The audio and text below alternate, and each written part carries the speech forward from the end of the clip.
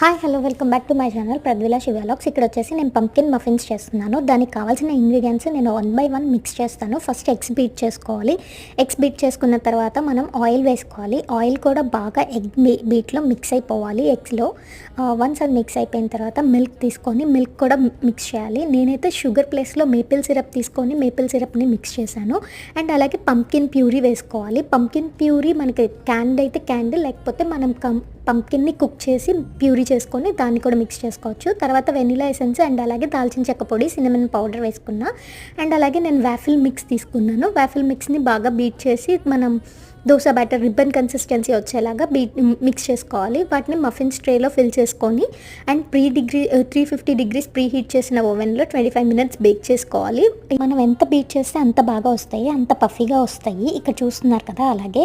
And అలాగే మీరు కూడా ట్రై చేసి ఎలా వచ్చిందో కమెంట్స్లో చెప్పండి. డీటెయిల్స్ అన్నీ నేను డిస్క్రిప్షన్లో